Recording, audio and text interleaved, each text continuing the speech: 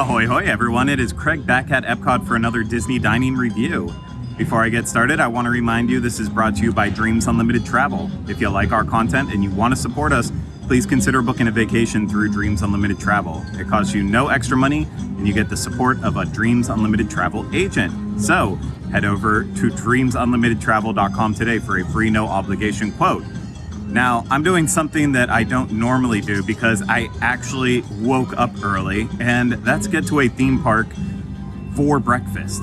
I know, I'm so shocked, I couldn't even remember why I was here. But yes, I am here at EPCOT to have breakfast at the Isla Fresca booth that is part of the 2022 EPCOT International Flower and Garden Festival. And I love that they're having a breakfast option, and I love it even more that it's breakfast arepas, and there's two different options, and I'm just gonna have to get them both and see how I feel about them. But yeah, this is abnormal for me because I'm not usually doing breakfast at Disney, but I'm gonna try to start changing that, and we'll start with it today. So let me go get my arepas and I'll start eating.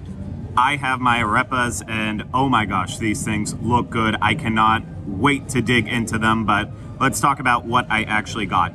There are two breakfast arepas, and the first is an egg and cheese one. That is $5.75, and it is that arepa, the corn dough, and then a piece of egg and cheese, and that's all it is. And the chorizo one is $6.25, and guess what? It is the same thing as the basic one, except they add on chorizo as well, and a healthy amount of chorizo, I must say. I mean, this thing looks packed. In terms of the two, for a 50 cents difference, the chorizo definitely looks like the heftier of the bunch. It looks like the way to go in my book.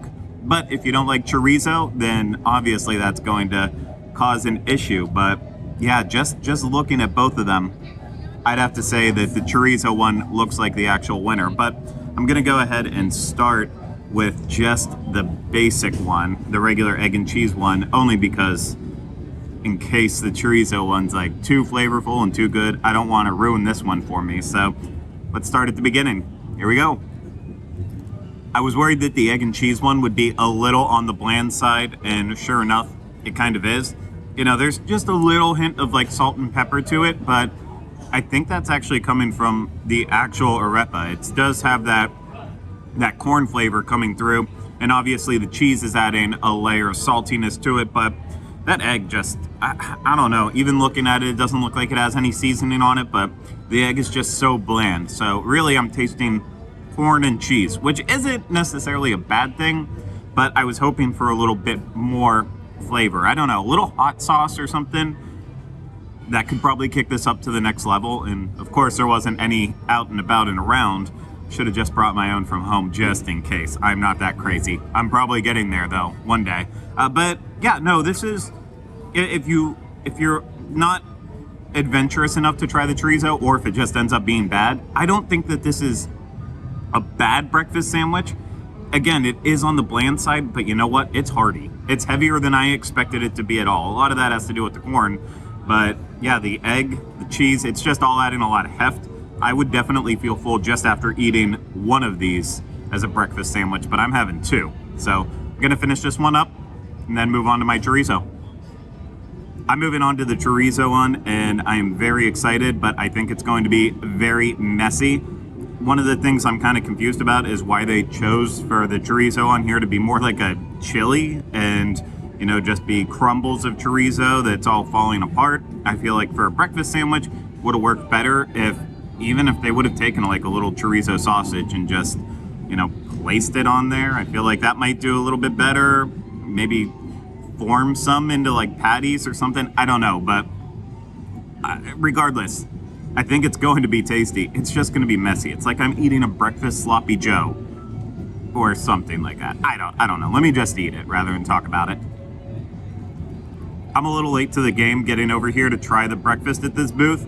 So if someone has already called this like sloppy Joe style before, I hate to steal it, but if not, that's absolutely what this is like. I mean, you can definitely tell it's chorizo. There's a little extra kick to the sausage. Obviously, the sausage is not just like kind of falling apart like ground beef would, in more of a stewed chili like this, but it almost has the exact same flavor. The only thing differentiating it, obviously, is the little bit of flavor from the egg and the corn from the actual arepa. But like, I also eat my chili with cornbread sometimes, so it kind of is also mimicking that flavor. But then it really does have that sloppy Joe flavor. I don't know where I'm going with this, but I don't dislike this, but I think the way they decided to use the chorizo on this, it might not be the right way. And for that reason, the simpler of the two sandwiches actually might be superior. But I've got a lot more to eat from this one. When I wrap it all up, I'll tell you what I actually think. I'm honestly shocked at how I feel about this breakfast, because I never would have thought that I would have preferred the basic egg and cheese arepa to the chorizo one, but that's just how I feel. And if the chorizo one would have been prepared differently, I think it would have come out ahead. But yeah, I didn't like this stew, chili, sloppy Joe style. It didn't work as a breakfast sandwich. And for that reason, the simple one just ended up being a lot better. And maybe I'll bring back some hot sauce, see if I can kick it up a notch at some point. But I know I'll definitely have it again in the future, because as a breakfast item at EPCOT, I'm liking that it felt unique rather than just something, a little more standard, like waffles or just a egg platter, something like that. It felt different, and I like that. But that's going to do it for this Disney dining review. I hope you enjoyed it, and if you did, please hit the thumbs up, subscribe to the channel, and leave comments, questions, and video suggestions in the comments section. If you want to support us more, you can book a trip through Dreams Unlimited Travel. Get a free no obligation quote today at dreamsunlimitedtravel.com. But that's going to do it for this Disney dining review. I'll see you again real soon. Take care. Bye-bye.